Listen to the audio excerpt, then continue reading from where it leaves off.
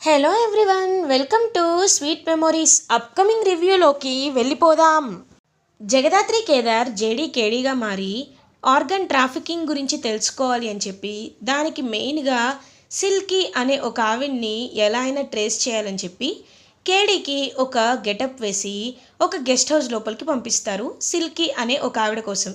So ఇంకా కేదార్ అయితే నటిస్తూ ఉంటాడనమాట. గెస్ట్ హౌస్కి వెళ్ళి నాకు సిల్కీ అనే అమ్మాయి కావాలి అని చెప్పి అడుగుతాడు. సిల్కీయా? తన గురించి మీకెవరు చెప్పారు అని అడుగుతాడు ఆ మేనేజర్. మా ఫ్రెండ్ చెప్పాడు, సిల్కీ చాలా అందంగా ఉంటుందంట కదా, కాబట్టి నాకు సిల్కీ కావాలి, ఎక్కడుందో చెప్పండి అని అంటారు. ఓకే, రూమ్ నెంబర్ చెప్తాను వెళ్ళండి అని చెప్పి ఇంకా అలా రూమ్ నెంబర్ చెప్పేసరికి వెళ్తాడనమాట కేడీ. ఇంకా వెళ్ళి అలా సిల్కీ రూమ్లోకి వెళ్తాడు. సిల్కీ ఏమో, చూడండి మీరు చూడ్డానికి చాలా హ్యాండ్సమ్గా ఉన్నారు అని అంటుంది. పాపం కేడీకి చాలా భయంగా అనిపిస్తుంది. జేడీ, నేను రూమ్లోకి ఎంటర్ అయిపోయాను, రూమ్ నెంబర్ 201. నువ్వు నువ్వు త్వరగా వచ్చేసే, లేకపోతే నాకు చాలా భయంగా ఉంది అని అంటారు. ఏంటి, భయంగా ఉందా? ఎందుకు అలా ఫీల్ అవుతున్నారు అని చెప్పి ఇంకా అలా సిల్కీ అనే ఆవిడైతే కేడీకి దగ్గరగా రాబోతూ ఉంటే కరెక్ట్గా అప్పుడే మీనన్ పంపించిన రౌడీలు ఆ గెస్ట్ హౌస్కి వస్తారు. వచ్చి చూస్తూ ఉంటారనమాట. ఇంకా వెంటనే అలా చూస్తూ, ఏయ్ సిల్కీ ఎక్కడా అని అడుగుతారు. ఆ అబ్బాయి ఒకరు తన రూమ్లోకి వెళ్ళాడని చెప్పి మేనేజర్ చెప్పగానే అది విని మీనన్ ఒక్కసారిగా షాక్ అయిపోతాడు. రేయ్, వెళ్ళింది ఒక అబ్బాయి కదరా, జేడీ టీంలో ఉన్న ఒక పోలీస్ ఆఫీసర్ వెళ్ళుంటాడు, ఒకసారి వెళ్ళి చూడండి రా అని చెప్పేసరికి ఇంకా అలా లోపలికి వెళ్తారు. వెంటనే కేడీ వాళ్ళు వచ్చారని తెలుసుకొని కర్చీఫ్నే మాస్క్గా కట్టుకుంటాడు. ఎందుకంటే కేడీ కేదార్ ఒకరు కాదని వాళ్ళకి తెలియాలని. సో ఇంకా వెంటనే కేడీ మాస్క్ పెట్టుకునేసరికి ఇంకా ఒక్కసారిగా అక్కడ పెద్ద ఫైటింగ్ అనేది జరుగుతూ ఉంటుంది. ఇంకా అలా తన్ని పొడవబోతూ ఉంటే కేడీని ఒక్క చెయ్యి వచ్చి అడ్డుకుంటుంది. ఆ చెయ్యి ఎవరిదో కాదు, జగదాత్రి అలియాస్ జేడీ.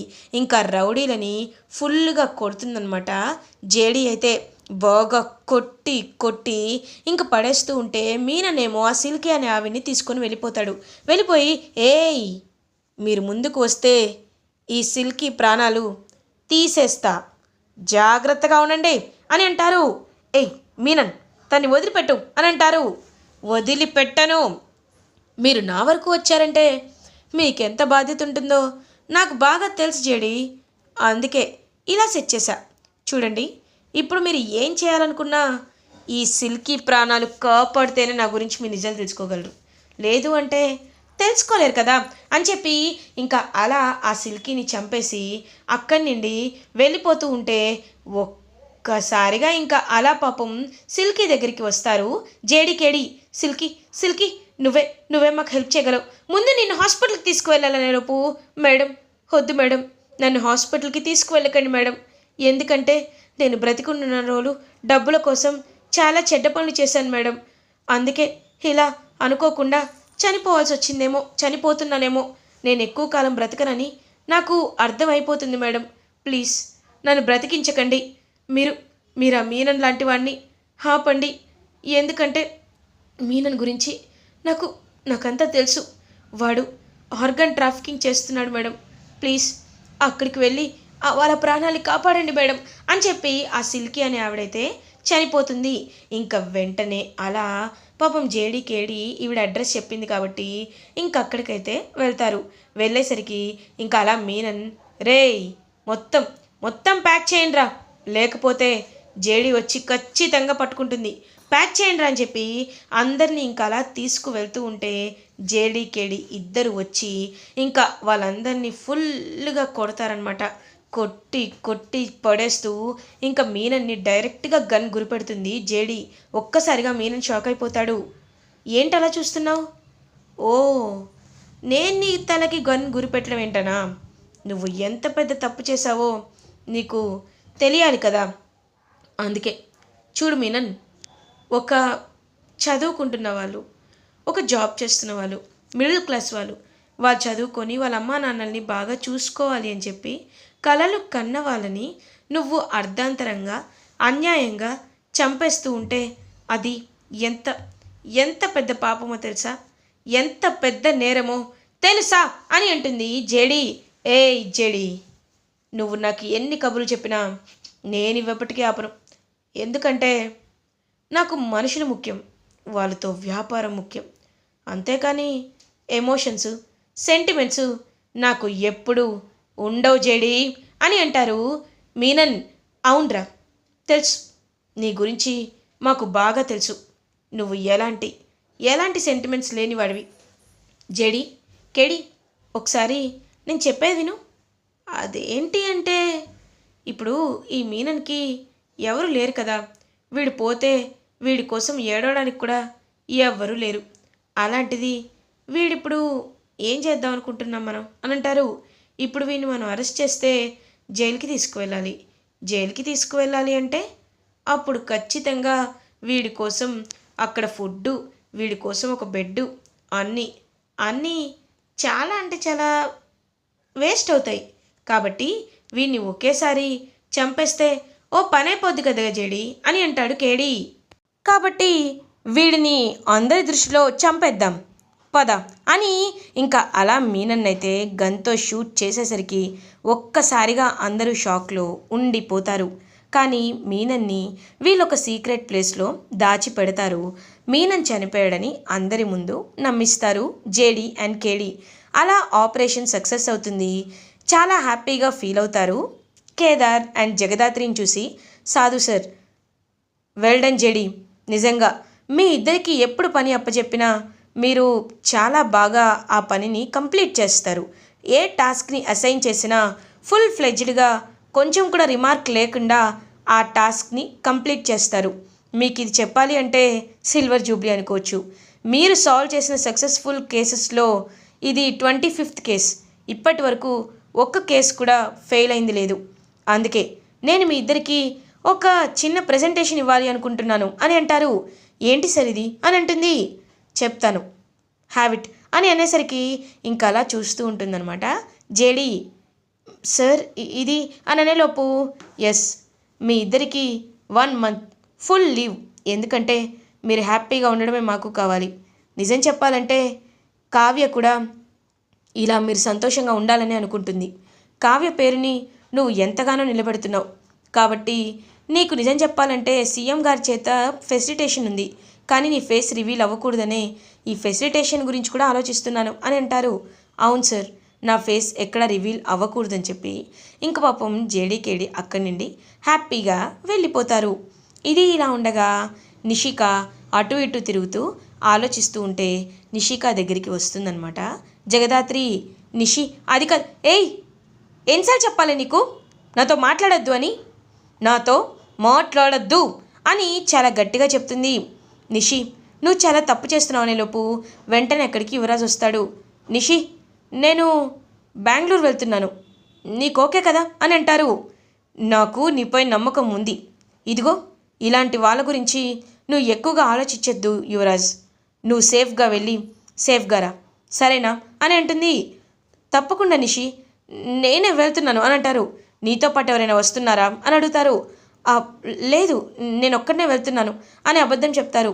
సరే వెళ్ళిరా అని ఇంకా నిషిక జగదాత్రిపై కోపంతోనే యువరాజ్ని పంపిస్తుంది.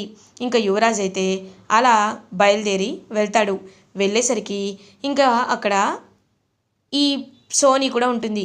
సోనీ గురించి ఎవరు నిజం బయట పెట్టలేదు కాబట్టి, సార్ మీరు మీ వైఫ్ని ఒప్పించారా అని అడుగుతారు. నిజం చెప్పాలంటే ఈ బిజినెస్ గురించి, ఈ ప్రాజెక్ట్స్ గురించి నాకు జీరో నాలెడ్జ్. ఇప్పటికైతే నాకు ఎలాంటి ఆలోచనలు లేవు.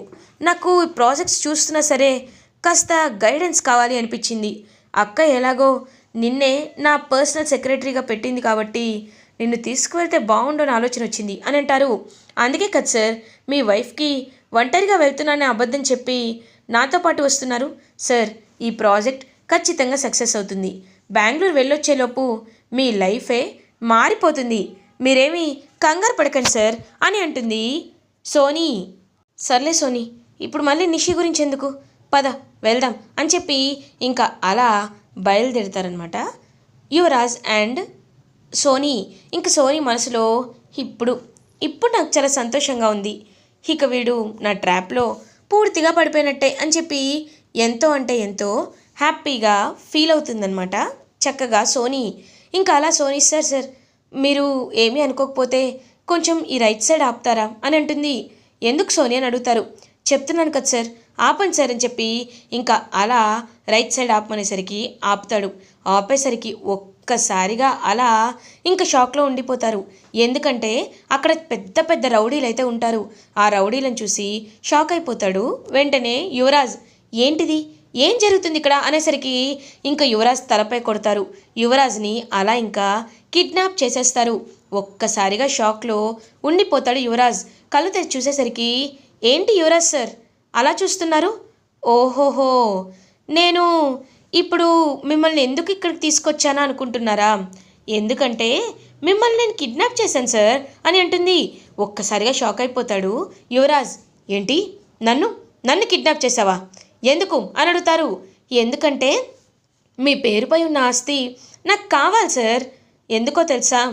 నిజం చెప్పాలి అంటే నేను ఆ దివ్యాంక పంపిస్తేనే వచ్చాను. మీకు ఆ నిషికాకి మధ్యలో అడ్డుకోడగా నిలవడానికే నేను వచ్చాను. కానీ మిమ్మల్ని చూసి, ఆస్తిని చూసి నాకు ఎంతో ఆశ కలిగింది. అలాంటప్పుడు ఇంత అందగాన్ని, ఇంత ఆస్తిపరుణ్ణి పెట్టుకొని కూడా ఆస్తి రాసుకోకుండా వాళ్ళిచ్చే లక్షల్లో జీతం ఎందుకని నాకు అనిపించింది. అందుకే నీ పేరు మీద ఉన్న ఆస్తిని నీ పేరుపై మొన్న మీ అక్క రాసిన కంపెనీ షేర్స్ని నా పేరుపైకి ట్రాన్స్ఫర్ చేయి. నిన్ను కనీసం ప్రాణాలతో వదిలేస్తాను. లేకపోతే ఈ చుట్టూ అడవే. కనీసం నిన్ను అక్కడ వేస్తే నువ్వు దొరకడానికి కూడా చాలా డేస్ పడుతుంది. ఏమంటావు యువరాజ్ అని అంటారు. అంటే అంటే నన్ను మోసం చేసావన్నమాట. You cheat, you fraud. అప్పటికి నిషి అంటూనే ఉంటుంది, నీతో జాగ్రత్తగా ఉండమని. నాకే బుద్ధి లేదు అని అంటారు. ఒక్కటి మాత్రం నిజం, నీకు బుద్ధి అస్సలు లేదు. ఎవరైనా కాస్త పొగిడితే చాలు తెగ మురిసిపోతావు. సరే, ముందు సైన్ చేయి, డాక్యుమెంట్స్పై సైన్ చేయి అని గట్టిగా అడుగుతుంది. లేదు, నేను చేయను అని అంటారు. రేయ్ సారు, డాక్యుమెంట్స్పై సైన్ చేయనండ్రా. కాబట్టి మీరేం చేస్తారంటే ఒక్క చుక్క మంచినీళ్ళు కూడా ఇవ్వకండి, ఒక్క ఫుడ్ భోజనం కూడా పెట్టకండి. ఇలాగే వీడిని టార్చర్ చేయండి. అప్పుడు ఖచ్చితంగా వీడిలోనే మార్పు వచ్చి ఆస్తి రాస్తాడు. సరేనా అని అంటారు. సరే మేడం అని చెప్పి ఇంకా వెంటనే అలా బయలుదేరుతారనమాట. సోనీ, అయ్యో ఇలా ట్రాప్ అయ్యానేంటి, నన్ను కాపాడే వాళ్ళు లేరా అని యువరాజ్ అలా గట్టిగా అరిచేసరికి ప్యారలల్గా కేదార్ జగదాత్రిని చూపిస్తారు. జగదాత్రి, నాకెందుకో కాస్త మనసంతా అదే రకంగా ఉంది అని అంటాడు కేదార్. ఏమైంది కేదార్ ఉన్నట్టుండి అని అంటారు. లేదు, మన అయిన వాళ్ళకి ఏదో ప్రాబ్లంలా అనిపిస్తుంది దాత్రి. నా మనసు ఎందుకో సిక్స్ సెన్స్ కీడుగా అనిపిస్తుంది అని అంటారు. అలాంటిదేమీ లేదు, మొన్నటి వరకు ఆపరేషన్స్తోనే ఉన్నావు కదా, అందుకే నీకు అలా అనిపిస్తూ ఉండొచ్చు. అంతకుమించి ఏమీ లేదులే కేదార్. కేదార్ గుర్తుంది కదా అని అంటుంది.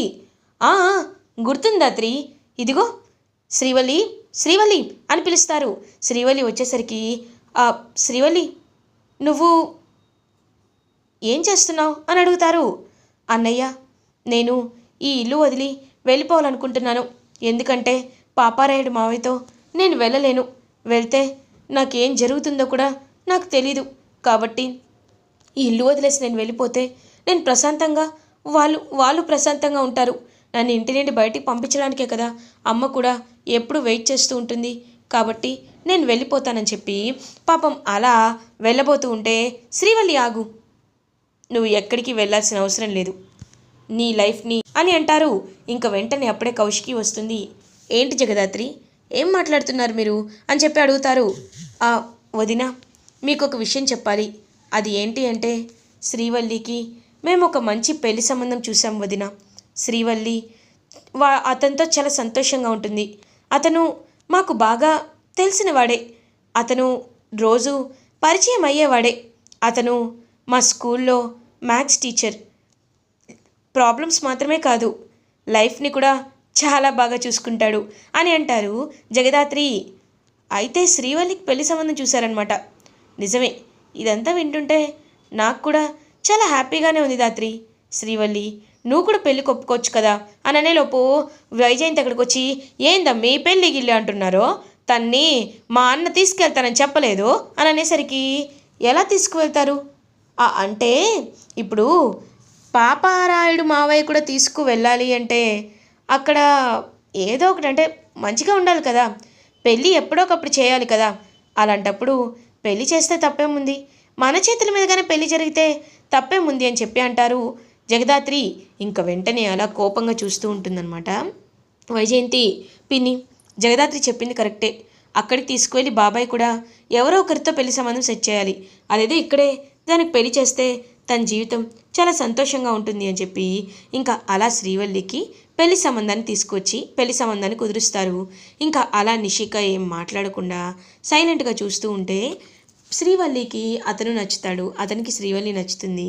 ఇంకిద్దరికి త్వరలోనే ఎంగేజ్మెంట్ జరగాలి అని చెప్పి హ్యాపీగా అందరూ మాట్లాడుకుంటారు. ఇటువైపు యువరాజ్ మాత్రం ఎవరికీ తెలియని ఏరియాలో కిడ్నాప్ అయిపోయి ఇంకా అలా చాలా అంటే చాలా బాధపడుతూ తను చేసిన తప్పుకి చాలా ఇబ్బంది పడుతూ నరకాన్ని అనుభవిస్తూ ఉంటారు. ఇలా ఎపిసోడ్ ఎండ్ అవుతుంది. ఫస్ట్ ఎపిసోడ్ రివ్యూస్ ముందుగా మీకు కావాలి అనుకుంటే మా ఛానల్ని సబ్స్క్రైబ్ చేసుకోండి. Thanks for watching.